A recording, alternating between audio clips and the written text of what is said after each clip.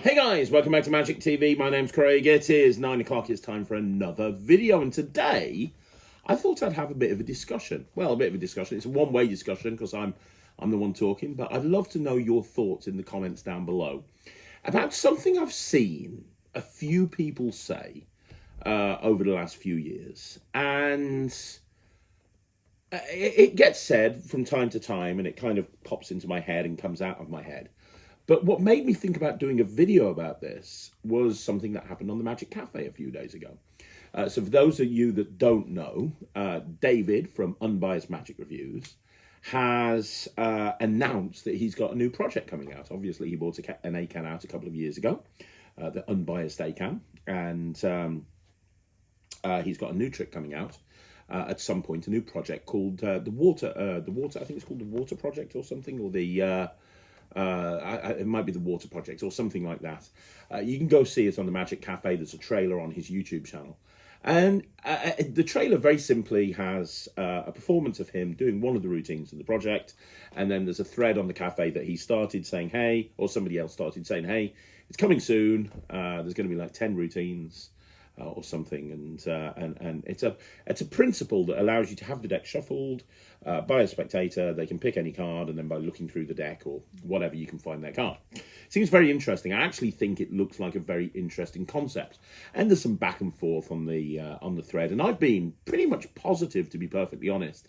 If you saw my New Year, New Me goal video, I'm not letting stuff wind me up. So even though David has wound me up in the past, I'm not letting that bother me. And I genuinely think that the project looks interesting. I actually, some people have been negative about it on the Magic Cafe. And I've been pointing out, no, this could be a really good principle, because if it allows you to do this, think about all the applications that you could do with it. So I'm actually eagerly anticipating its arrival. I'm eagerly anticipating it coming out. I'm definitely going to be picking it up. I think that, I think there's probably a lot of applications for it. You can go check out the trailer. This is not about David, by the way. I'm giving you a bit of a frame of reference. This isn't a video where I'm going to be talking about Unbiased Magic Reviews at all, other than he was the catalyst behind making this video, and you'll see what I mean in a second. So basically on the 6th of January, a guy called Zuko Magic commented on the Water Principle thread on the Magic Cafe, and said, and he was pretty negative about the trailer. What a mess! Every silly little idea getting released just for the sake of putting your name on something. This will be forgotten about by next Monday, and the guy has the gall to call out and belittle actual successful effects and creators. I'm not going to comment on that. Don't want to get involved in it. I'm not getting into another war with Unbiased Magic Reviews. What's interesting is David's reply to Zuko Magic. And David says, what's a mess is magic creators who continue to recycle magic ideas every 5 minutes. How many products have you seen released that just copy age-old principles and effects over and over, simply applying them to new props to the point of absurdity? I other people have said this on Facebook groups, but it was seeing him write this on this thread, a thread that was kind of invested in, that made me think, well, that would actually be a really good topic to talk about as a video, right?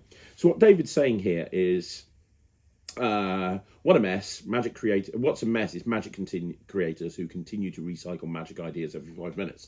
He's talking about creators, he's probably talking about me, but whatever, who continue to recycle magic ideas. He's then saying, how many products have you seen released that just copy age-old principles and effects over and over, simply applying them to new props to the point of absurdity? And that's where we're at with this. So that's kind of, now David is not the first person to actually say something like that. I've seen it on Facebook threads. I've seen it on the Magic Cafe by different people. I've seen it actually said quite a lot. That people, people are sick to death of.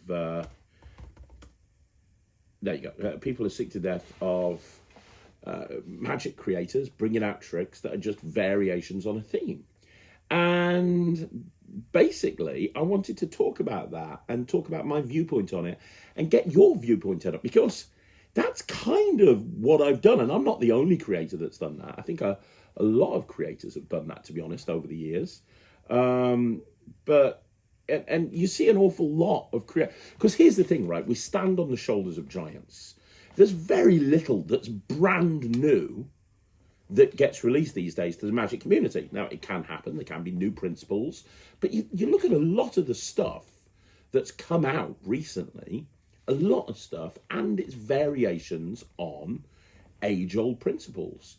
And I don't necessarily see why that is a bad thing. I think that if you are taking a principle and you're applying it in a way that makes it more commercial or more usable or takes things in a different direction, then why is that a bad thing? You know, I mean, David, talks about how this is a really bad thing, because this guy said, what a mess. And he's saying, what a mess is creators who recycle magic ideas every 5 minutes. How many products have you seen released that copy age-old effects principles over and over? Well, let's have a look at a few. Let's have a look at a few, shall we? Let's look at some of my products. I came back to the Magic community, and the first 2 tricks that I bought out to the Magic community when coming back after COVID were Chop and Keymaster. Keymaster is obviously based on the moving hole plot and very heavily based on Holy Moly by Jay Sankey. Now, what I did is I took Holy Moly and I was like, well, okay, Holy Moly is really great, but I'm not the sort of person that carries washers around with me, but I do carry a key around with me. Keys have holes, washers have holes. It would be so much more organic to have holes in washers. It'd be so much more organic to have holes in keys, because then I could just bring out a set of keys and I could do it. And then as I was playing around with the concept, I then realised, well, hang on, the other advantage of a key is you can have a hole on the stem of the key. Well, if you have a hole on the stem of the key, now you've got an entirely new level playing field, because now not only are you moving a hole, say, from the head of one key to the head of the other key, but now you can have it move onto the stem as well. And then you look at Chop and you kind of go, well, Chop is a collection of routines and moves using Chop Cup, but using a magnet and a pen instead of using a traditional Chop Cup. Well, first of all, Chop Cup's been around since time began. And, I'm not the first person to put a magnet in a pen. In fact, I've openly said my inspiration behind Chop was a trick using a cocktail shaker by Joe Pauper. And he had a magnet and a magic wand. And he was using the magic wand as he was lifting up the cocktail shaker to steal the ball. And I was like, well, wouldn't it be really cool if it wasn't in the magic wand and it was something more organic? And then lemons got involved and blah, blah, blah, blah, blah. But both of those, my first two, and David gave Chop a really good review on his channel. But that's exactly what he's talking about. Chop is just a variation on an age-old principle. Most of the stuff that I've bought out is variations on age-old principles. Let's look at one of my newest tricks. Let's look at Cheetah Chips. Well, Cheetah Chips takes playing cards and allows you to do card tricks like 10-card poker deals and ESP matchups and so on and so forth, and puts them onto poker chips. Now, for me, when I created Cheetah Chips, the reason you get 10 chips with it, 10 regular chips, is I wanted to do ESP-style matchup routines with poker chips. I wanted to be able to do ESP-style routines with poker chips. But I also wanted to do card routines, like 10-card matchups and things like that, with poker chips. And honestly, I don't do a 10-card poker deal anymore. I use Cheetah Chips. It's my favourite way of doing that. Now, to go back to David's original point, he said, how many products have been released using age-old effects principles by simply applying them to new props to the point of absurdity? If you're applying them to new props, but it makes it different, or it makes it more commercial, or it makes it better, and obviously everybody's got a completely different definition of better, but if you're doing that, then how is that a problem? Like, as I say, Cheetah Chips is the perfect example. That's been very, very popular, and the reviews have been fantastic. But that's, in essence, we're taking card tricks and we're taking ESP symbols, and we're moving them over onto poker chips.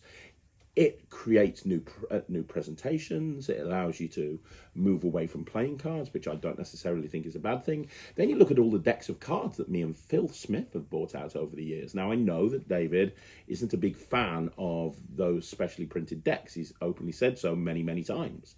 But things like Evoke and things like Infinity Deck and things like Heroes and Villains and things like Focus and Cube 52 and so on and so forth, any of those specially printed decks that myself and Phil have produced together, what I love about those is it allows me to make my magic more relatable. So, for example, if I'm performing at a wedding and, you know, a lot of the people at weddings are going to be, parents. You know, you see a lot of parents at weddings. If I bring out a deck of, like, Mind Blocks, for example, and I talk about, hey, I've got kids, my kids love Lego. Does anybody here have Lego? They maybe have kids that love Lego, or maybe you played with Lego when you were a kid. They go, yeah. Instantly, that becomes more relatable, because then I can say, well, I went to Legoland the other day with my kid and I bought this. You've probably seen some of these, right? And everyone goes, yeah, I've seen those before. They haven't, obviously, but they feel like they have. But now it's instantly more relatable. It's not a card trick anymore. And the problem is less and less people of a younger generation know what playing cards are. Yes, you still get people that are into gambling and solitaire and so on and so forth. But a lot of the time when I'm going to gigs these days, I'm having someone pick a card and I go, can you name a card? And they go, I don't really know the cards. I mean, there's kings. They know what a pack of cards are, but they don't really play cards, right? But you bring out a deck of motivational posters, or you bring out Spidey's ABC, and you go, hey, these are cue cards. These are learning cards, flashcards for kids that are learning how to read. Everybody knows what they are. They're instantly relatable. It allows you to build a connection with your audience. Now, you could argue, if you take David's stance, well, all that's happening here is you're taking playing cards and you're just putting them into a completely different thing. But I don't see how that's a bad thing. I really don't. I could go on and on. Level Up. That's coin routines. That's a copper silver coin, but it's built into a game cartridge. Now, that's not for everybody, but if you're a gamer, you'll perform for people that are gamers.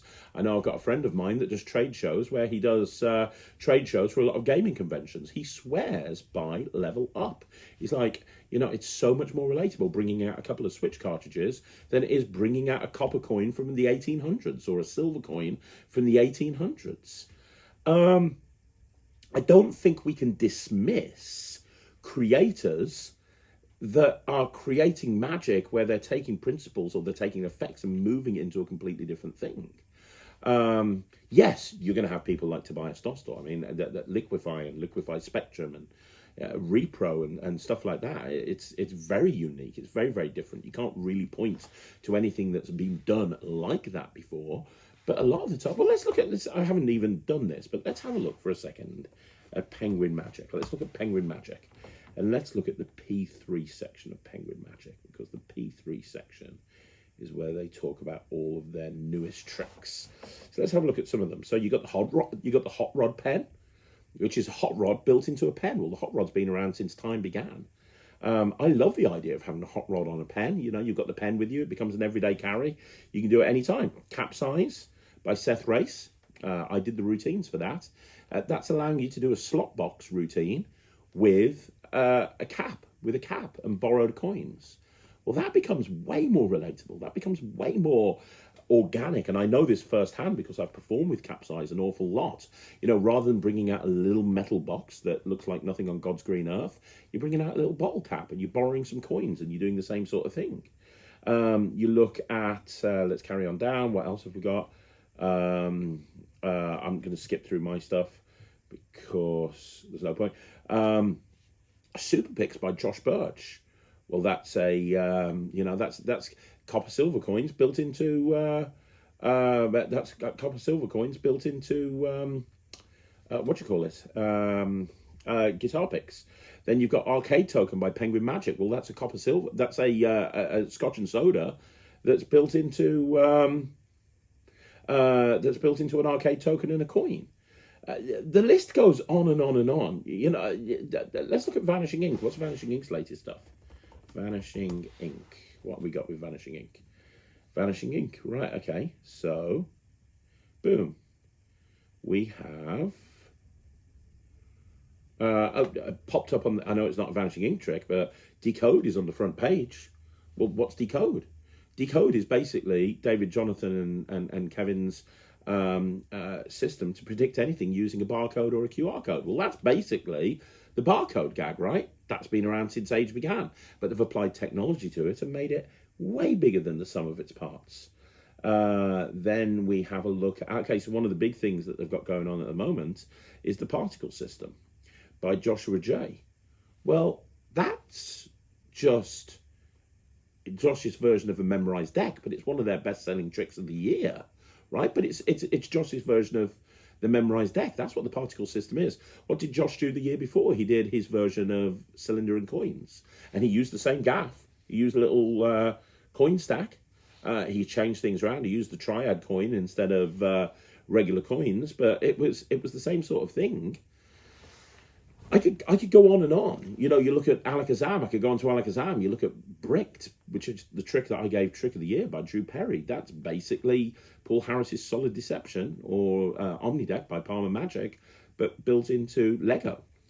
And that's the point. The point I'm trying to make is that most of the tricks that come out these days, not all of them, but a lot of the tricks that come out these days are, especially the physical products, are tricks where it's not a brand new principle, but instead it's something that somebody has created in a particular way and it's been made different. Now, is different better? It's subjective. I personally think that doing an ESP matchup with movie quote cards and movie film posters, or doing an ESP matchup with poker chips, is way better than doing it with ESP cards, because I don't really carry ESP cards around. They don't really fit my style. But having a deck of cards with movies on them when I'm a massive movie buff, or having poker chips with them when I'm talking about gambling and poker and so on and so forth, that's absolutely 100% a valid improvement. Going back to Keymaster, you know, I think that moving holes on a key and moving it down the stem and so on and so forth, that's a much better improvement. You know, I know that one of the tricks that I brought out a couple of years ago that David really didn't care for was Lucky Lotto, which is a scratch card. Now, whether you've got Lucky Lotto or not, Lucky Lotto is a banknight. Now, banknight has been around since time began, right? But I put banknight onto a scratch card because that kind of makes sense to me. You know, banknight is all about playing a game where you potentially could win, but you're going to influence somebody to lose. And that's basically what a scratch card is. But then you look at a lot of the videos that David's done, and David has some great videos on his channel. He really does. And some of the videos he does are, you know, like the 5 best tricks, you know, the 5 best.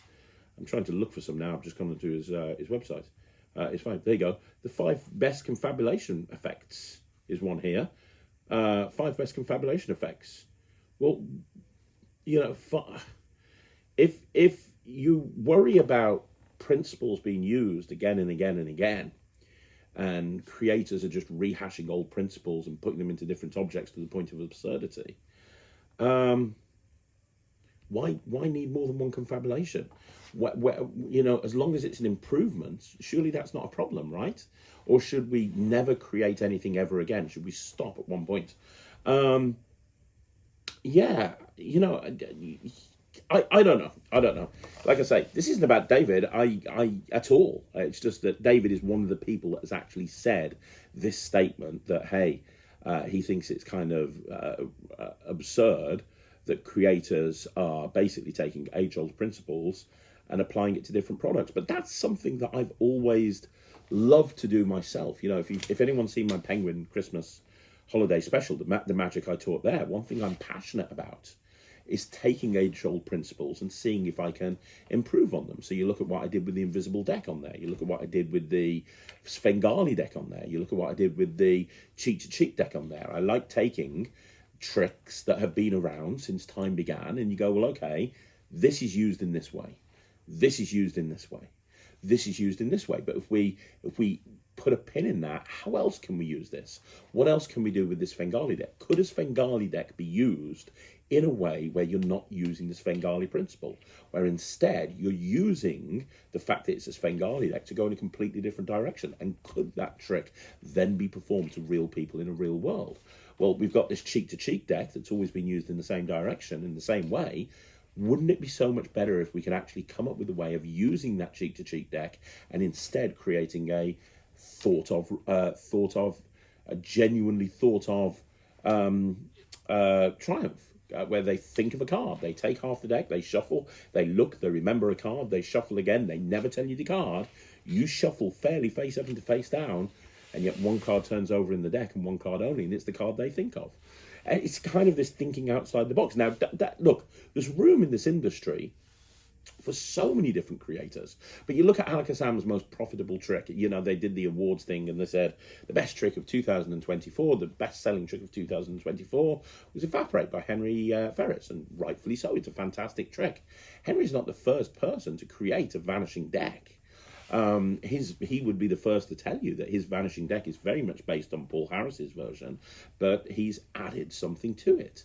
He's taken it and he's gone, well, okay, we can make that vanish more visual by changing the way that the gaff works. And he has, and it is completely different.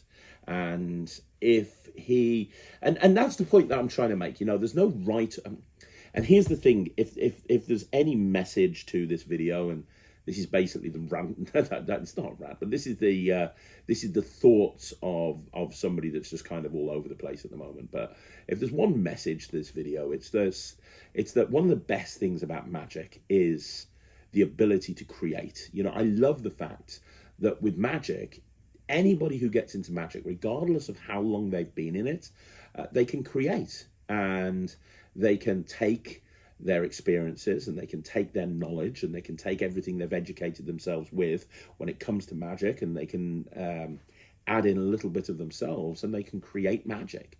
And you know, some people will create it just for themselves. Some people will create it and want to sell it to the Magic community. Some people will sell it to the Magic community and it'll be very successful. Some people will want to, you know, create it just for themselves. And there's no right or wrong. Don't ever let anybody stop you from creating it. Don't ever let anybody say that what you are doing is wrong. Don't anyone say, well, you shouldn't be creating like that because that is absurd. You shouldn't be taking this principle and applying it to a different thing and then releasing it, because that's perfectly fine. That's absolutely perfectly fine. Look at Demi Deck, one of the best tricks of 2023. Angelo Carbone took illusion principles, the principles that illusionists use when they're on stage, and he applied it to a prop that makes it look like you can cut a deck of cards in half. And it was a very different approach, but it's based on traditional principles that most illusionists would know. He's just taken it and applied it in a completely different direction. The list goes on and on and on. But then you look at books as well, and you look at the books and you kind of go, well, a lot of the tricks that you see in here are variations. Like, one of my favorite magicians is John Bannon. I speak about John Bannon all of the time, right? And John's released probably about 1 million books at this point. But a lot of the routines in a lot of the books that John will write about, a lot of the tricks are based on something he's seen somebody else do. And it's like, well, you know, I right back to Impossibilia. One of my favorite tricks in Impossibilia was the coin in bottle, his handling of the coin in bottle. And he's like, well, hang on, this is coin in bottle. I'm using the same gimmick, but I'm using it in a completely different way. You look at you look at another trick from Impossibilia where he did the torn and restored tissue paper using a piece of flash and it restores. Well, that's still based on torn and restored tissue paper. You know, there are a lot of people that are releasing Magic there, and don't even get me started on TCC. That's kind of their thing, isn't it? TCC, their thing is like, hey, everyone's done this way, I'm going to do it a different way. And when did this become an issue? When did in some people's minds, creators that take things and put it in a different direction, when did this become an issue? Because some of the best-selling tricks of all time have done that. Look at Chad Long's Flash. I remember when that came out about 10 years ago. I love that. The whole idea of having color changing pen knives but built into flash drives was genius. It really was. And yeah, ultimately, I disagree. Now, anybody who holds this opinion, and I know David does because he's openly talked about it, but I know that other people do as well, that's fine. You're entitled to your opinion. If you think that magic creation, where you take something, you take a principle, and you apply it in a completely different direction, and you go, well, okay, I'm going to take this thing, and I'm going to apply it to this prop, and that allows me to open up so many other doors because of how this is approached. If you think that that's not the right way to do things, then that's up to you. If you see reviews and you see that somebody's done that, don't buy the trick. But again, one of my newest tricks that have come out is cheetah chips. So it's easy to talk about cheetah chips. The feedback I've had for cheetah chips has been nothing short of phenomenal, and the amount of people that have said, this is the perfect way to do ESP matchups. I'm never going to do ESP matchups the same way again. This is it. This is, carrying poker chips around with me just it suits me so much better. I much prefer to use this way than doing it this way. I much prefer to do this than doing that, and so on and so forth. So look, don't let people dictate to you. If you want to create magic, create magic. Yeah. If you want to strive to be the next Tobias Dostal and you want to come up with really cool principles and really cool ideas, do that. But if you don't want to, you don't have to. One of my favorite magicians of all time is David Roth. And David Roth is known for a whole bunch of magic. But a lot of the stuff that David's done is variations on coin magic that came before him. He just made it really cool. So, for example, you look at his Stonehenge coin assembly. Well, he took the existing coin assembly plots and he used dollars and he used postcards of Stonehenge. He changed the presentation, kept the effect very, very similar, and made a production of a piece of stone at the end. The presentation and the props changed the effect. You look at Rainbow, another one of my favorite David Roth tricks. Rainbow is in essence a wild coin routine, but he's using the prop of a rainbow to justify the changes of the coins. Different creators will take inspiration in so many different ways. And as I say, there's no right or wrong way as to how you create. My advice to you is, if you see a post from anybody, including me, if I put a post up there going, don't do this, don't listen to me. Only take advice from somebody if you think that advice makes sense. If that advice doesn't make sense, don't take advice from that person. Me personally, anybody like David or others who say, hey, you should, if I took that advice on board, if I was like, I never would have released a single magic trick last year, because I'm pretty sure that every single trick that I released last year was a principle that I have taken and I've applied in what I consider to be a different direction that makes it better. And I've changed the presentation, I've changed the methodology, I've changed this, I've changed that, I've changed the other. But ultimately, at the end of the day, there's very little that's new in magic these days. But what we can do is we can change the way that we approach the magic that we create. Don't let anyone tell you that you can't do that. Don't let anyone tell you that you can't create magic in any way that you want to. If you want to be a creator, if you want to release magic to the magicians all over the world, you can, and don't let anyone stop you. But look, that's all I've got to say about this. I want to know what you think. So let me know down below. Do you agree? Do you disagree? Do you think David's got a point? Do you think that, hey, yeah, you know what? There shouldn't be any tricks that come out where you're taking an existing principle? Great. Let me know down below. What's your viewpoints on this? What's your favorite trick where somebody has taken something that's been around since time began and they've just changed the methodology or they've changed the prop? I want to know. Let's get a dialogue going down below. Outside of that, thank you so much for watching. If you haven't already done so, please join the Netrix. It's my online streaming platform for magicians. It's thenetrix.com. You can go and get access immediately and see what all the fuss is about. But outside of that, I'll see you again soon. My name's Craig, and this is Magic TV.